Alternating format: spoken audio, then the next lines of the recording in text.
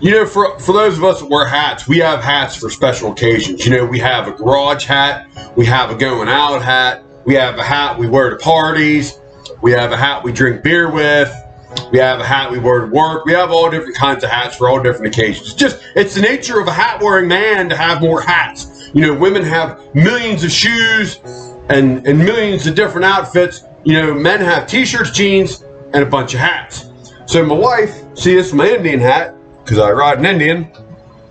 My wife just bought me a brand new Indian hat. She's like, oh, I saw your Indian hat was starting to get cruddy. I bought you a new Indian hat. So now I have my garage hat, an old Okanite Cables hat, and another garage hat from a while ago she reminded me needed to go.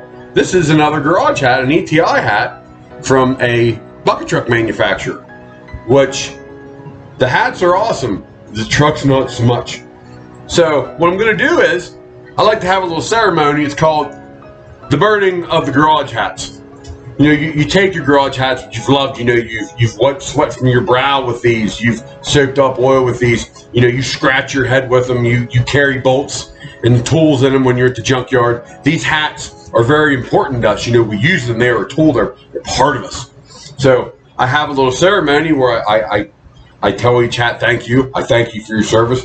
You've done a fantastic job. You've never lost a nut, never lost a bolt. You cover my head from the sun. You keep me dry when it rains. I like to thank my hats. And then I open the wood burner, and the ceremonial burning of the hats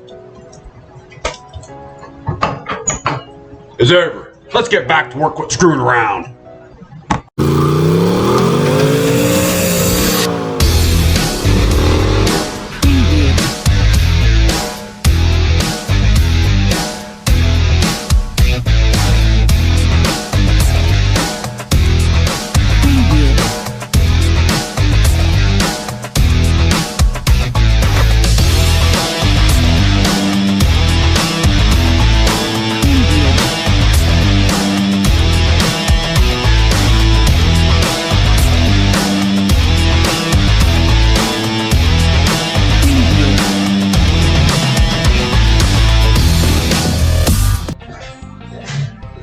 Hey, what's cracking? Boy, it's time to get back and working on the old C10. You know, it's been quite a while since we laid hands on this old girl, and we're going to have at her today. We're going to work on the floorboard and the driver's side, try to get the driver's side all taken care of and cleaned up so we can put the inner fender and the outer fender back on and move to the other side of the truck where the gas tank is going to go.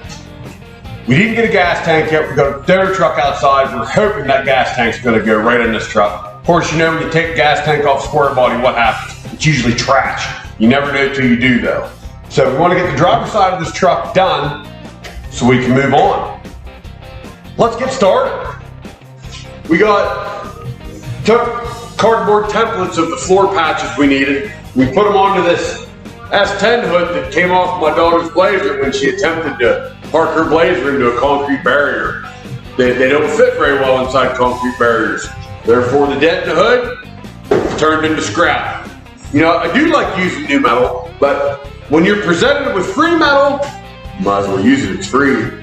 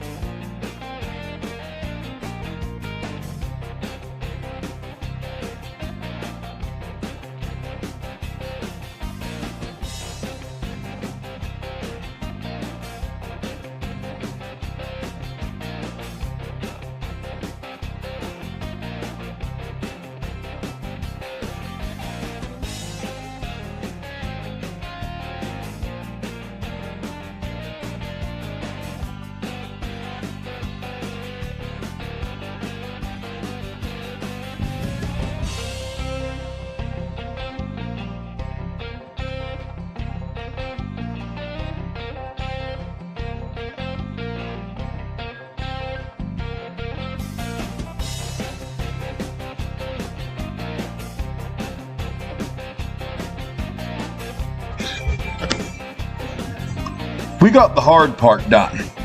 This funny little area where the gas tank hump goes down to the flat floor. We've got that done. That to me was hard because I had to heat it and do a lot of screwing around to get it to work. And what we've got here is the piece of metal we cut out of the hood of the S10. We put a lip on it. We need to make it fit this hole. And this is not going to be a 5-second job. That's going to take me longer to get it to fit than it's going to take me to weld it in.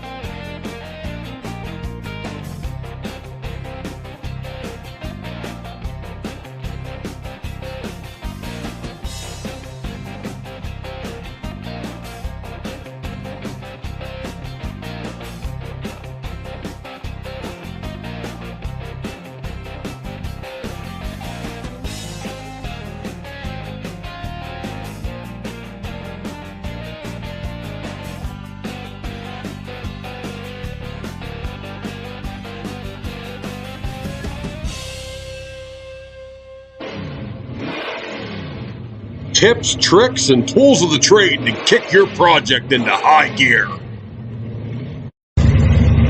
Brought to you by Dell's Performance. You want performance? Go straight to Dell. Nibby's tool tip of the day. MIG welder. I love this thing. I've had this thing for 22 years. Holy crap. 22 years. This is a Clark 130EN, and it's old.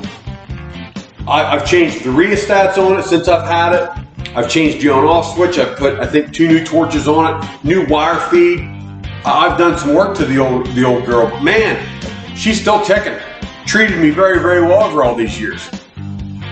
I use MIG welder quite a bit. I used it a lot on the Savage, welding the back fender shut and welding the side covers together. I used it a lot on the boy's truck, just welding the rocker and cab corner in.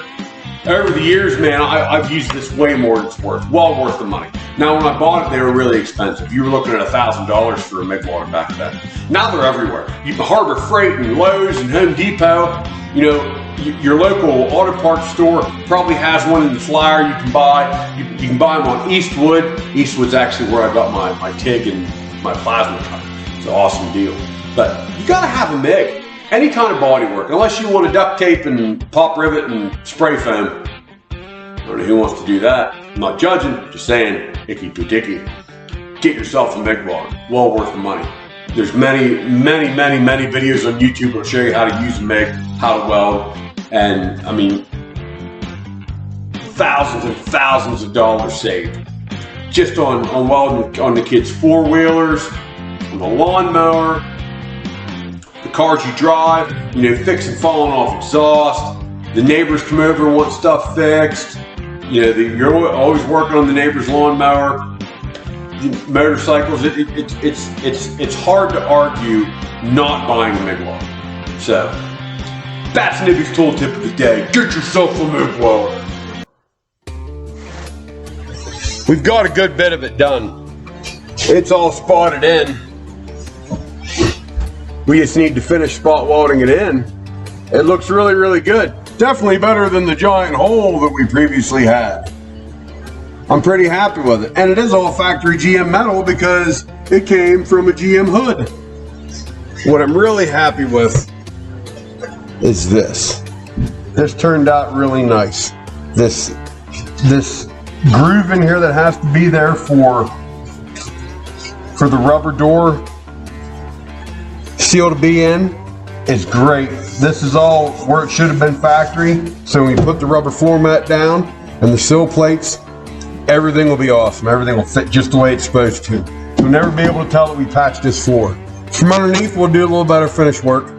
we'll take a grinder to it and smooth it up and we'll paint it. But I'm happy with this. We get this all spot welded and sealed and painted, we're gonna call it done. That's about all the time we have for today. Next time you see me, we'll have the truck slid over and we'll be working on the passenger side, getting rocker and cab cord put on. A lot less work on that side than there was the other side. So, we're gonna leave you with a couple bloopers that I've edited out of previous episodes. So, stay aware, stay safe, and do something fun in your own garage. Don't waste it. Hey everybody, what's cracking? Who cleans this place? Back in the thing for the stuff. You know the thing for the stuff. You know. Now I sound like the president.